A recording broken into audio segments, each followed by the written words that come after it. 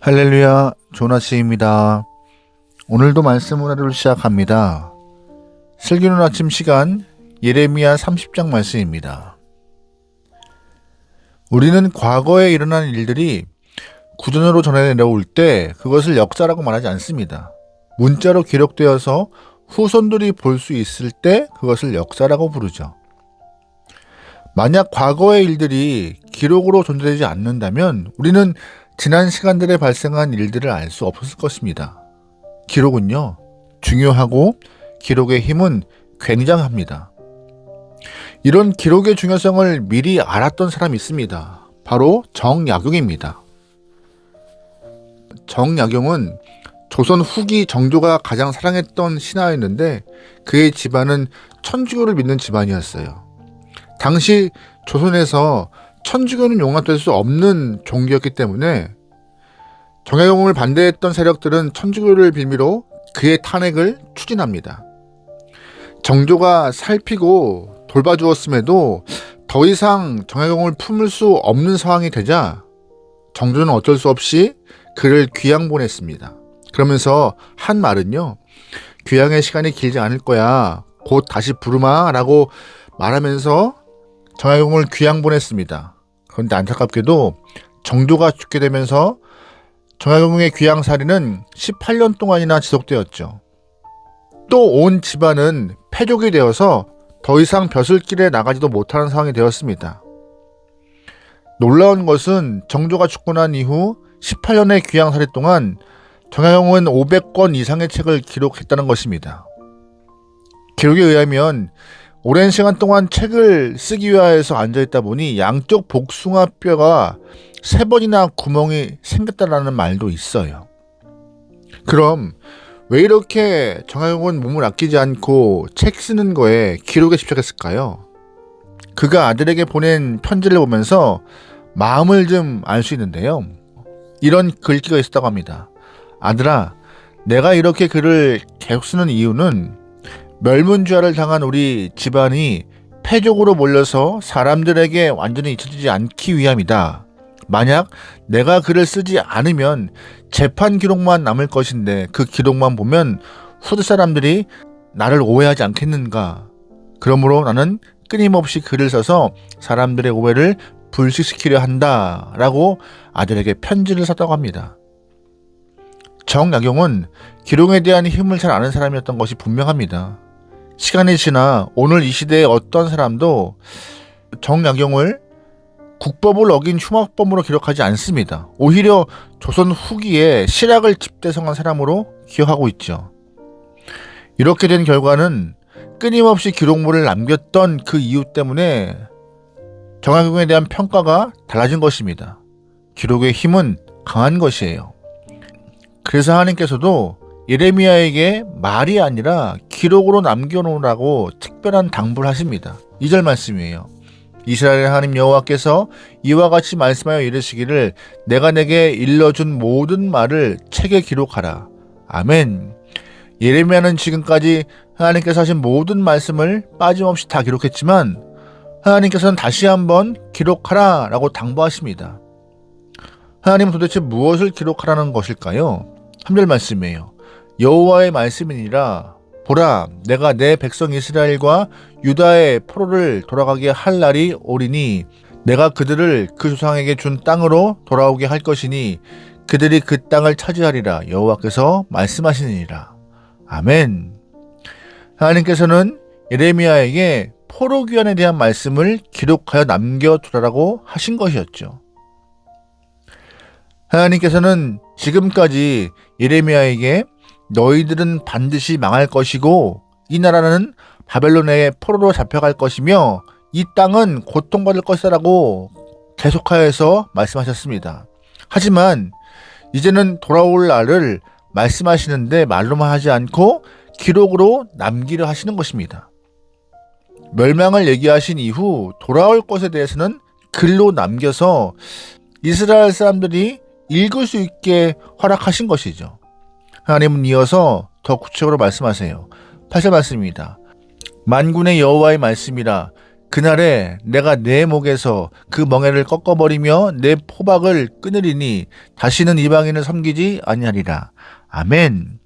하나님은 예레미야에게 목에 줄과 나무 멍에를 달고 다니게 하셨습니다.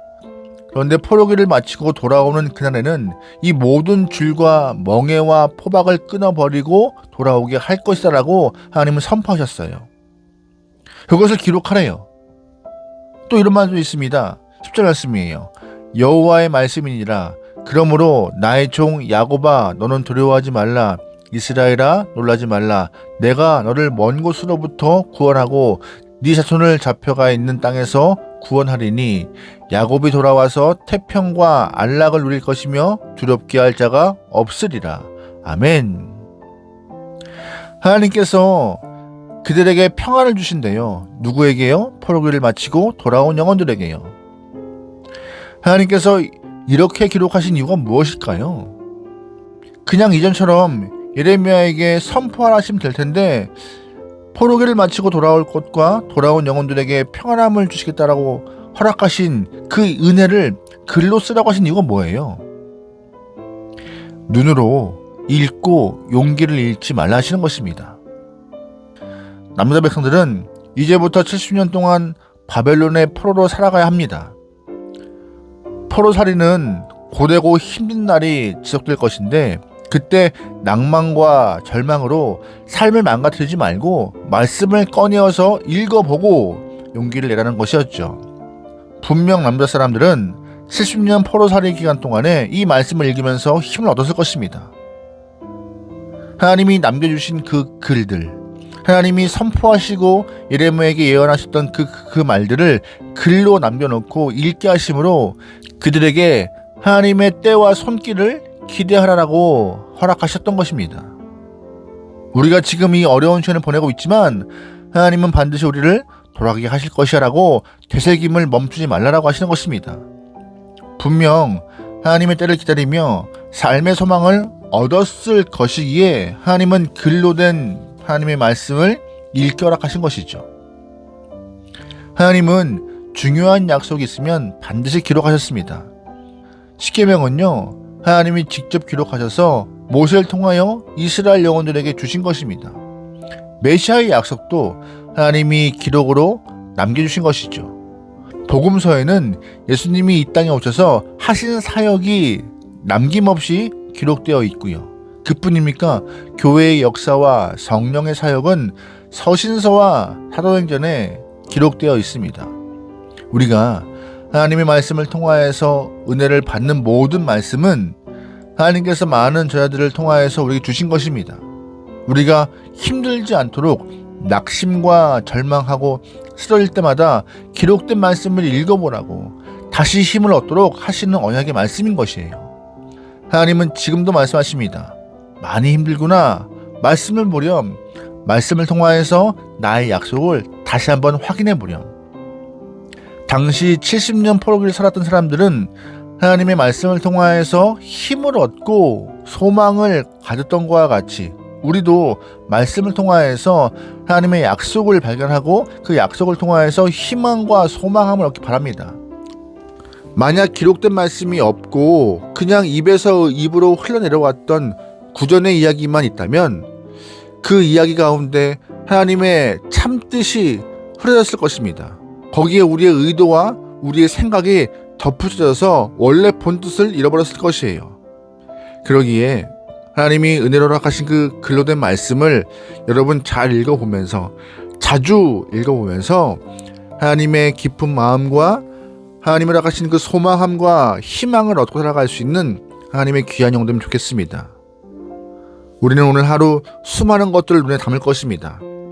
그 많은 것을 눈에 담을 때 꼭 잊지 말아야 할 것은 하나님의 말씀을 먼저 담아 이 땅의 것을 걸러낼 수 있는 필터링과 같은 말씀이 여러분 안에 10년 가운데 꼭 임하길 소망합니다. 말씀이 우리를 살게 합니다. 말씀이 우리를 보호합니다. 오늘도 말씀과 함께 할 수 있는 여러분의 삶 되길 소망합니다. 아멘. 기도하시겠습니다. 사랑의 하나님, 말씀을 기록으로 남겨주셔서 감사합니다. 그 주신 말씀을 의지하여서 하나님의 마음과 뜻을 잘 구분하여 오늘도 승리하게 원하오니 우리와 함께 하시고 인도하여 주시옵소서. 하나님, 그냥 말씀을 읽는 행위로 끝나지 않고 말씀을 통하여서 주의 뜻과 마음을 바로 알게 원하오니 우리에게 지혜와 명철을 더하여 주시옵소서. 문동을 맡기오며 예수님의 이름으로 기도합니다. 아멘.